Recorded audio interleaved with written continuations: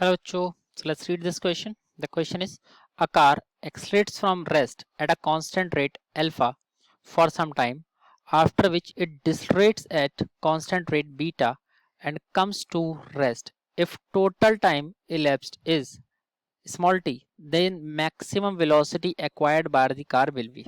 ठीक है, तो क्वेश्चन में हमसे बोल रहे कार है जो कि रेस्ट से स्टार्ट हुई और अल्फा रेट से उसने एक्सलेट किया कुछ टाइम तक, उसके बाद वो उसने क्या किया, कार ने डिसलरेट करना शुरू कर दिया।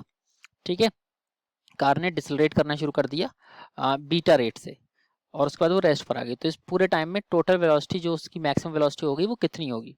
ठीक है, तो इसको पहले हम लोग अपना ड्रॉ कर लेते हैं सिचुएशन को कि सिचुएशन हमारी क्या कह रही है। तो ये हमारी कुछ सिचुएशन है, इस तरह से ये हमारी सिचुएशन है। अगर ये हमारा पार्टिकल जो है वो ए पॉइंट से इसने स्टार्ट किया था, ठीक है, और ये हमारा बी पॉइंट है। ठीक है, तो जब इसने स्टार्ट किया था, रेस्ट से स्टार्ट किया था, u was equal to 0, initial velocity 0 थी, फाइनल वेलोसिटी भी इसकी जो होगी वो 0 होगी। ठीक है, क्योंकि फाइनली वो रेस्ट पर आ गया था। तो ए से लेट्स से सी तक जब वो था, ए से जब वो सी तक था, तो उसका एक्सलेरेशन था अल्फा। ठीक है, उसका एक्सलेरेशन कितना था, अल्फा था ए से सी तक के लिए, और उसको लेट्स से t1 टाइम लगा ए से सी तक आने में। उसके बाद जब वो सी से बी तक गया तो उसकी जो एक्सलेरेशन था दैट वाज बीटा। ठीक है, रिटार्डेशन था तो कहीं ना कहीं आप नेगेटिव बीटा भी इसको हम लोग कह सकते हैं क्योंकि रिटार्डेशन था। ठीक है, तो एक्सलेशन वाज नेगेटिव बीटा। तो और इसको सी से बी तक आने में जो टाइम लगा that was t2। We point पर हम लोग जो अपनी वेलोसिटी मानेंगे, ठीक है, वी पॉइंट पर हमें जो वेलोसिटी होगी सी पॉइंट पर, अब क्या हुआ होगा, पहले वो जीरो से स्टार्ट किया होगा, फिर वो सी पर आया होगा, वेलोसिटी बड़ी होगी सी पर आते आते, तो वेलोसिटी सी पर हमारी मैक्सिमम हो गई होगी। उसके बाद उसकी वेलोसिटी डिक्रीज होना शुरू हुई होगी, क्योंकि उसके बाद रिटार्डेशन शुरू हो गया, तो डिक्रीज होते होते वो जीरो हो गई होगी, यानी कि जो मैक्सिमम वेलोसिटी रही होगी वो हमारी वेलोसिटी एट पॉइंट सी ही रही होगी, जिसको हम लोग वी सी से इंडिकेट डिनोट कर सकते हैं। इसको हम लोग क्या कर सकते हैं, वी सी से हम लोग इसको डिनोट कर सकते हैं, मान सकते हैं velocity at point C is nothing but V C, ये हमारी वी सी है। So I hope diagram clear है। So now let's write our key concept.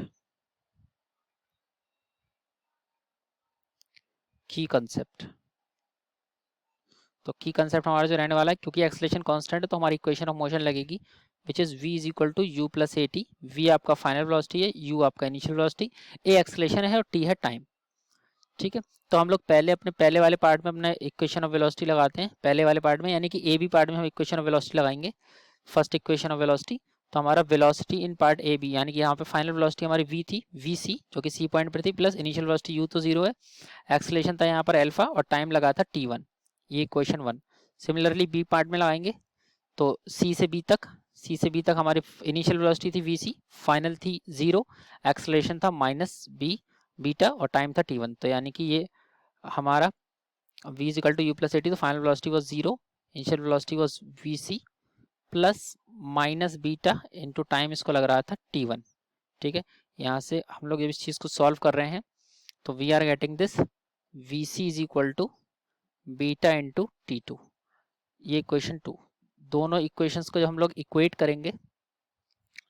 करेंगे तो यहाँ से हम लोग अगर वी सी की वैल्यू दोनों की इक्वेट करते हैं तो वी विल गेट, इक्वेट ना करके हम लोग ये भी कर सकते हैं कि टी वन और टी टू की वैल्यू निकालेंगे, तो यहाँ से हम लोग जो टी वन की वैल्यू लिखेंगे वो आएगी हमारी वी सी बाय एल्फा, और जो टी टू की वैल्यू आएगी वो आएगी we c by beta.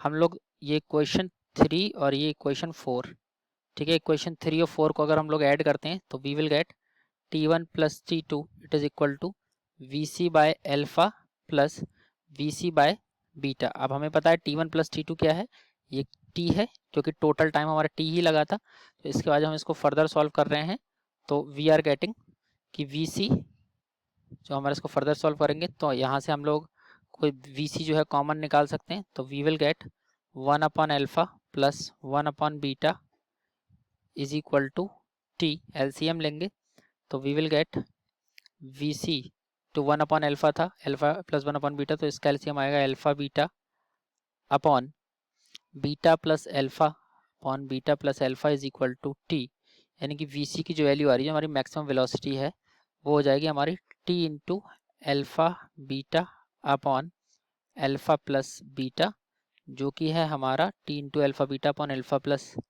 Beta, जो कि हमारा option number D. So I hope this question is clear to you.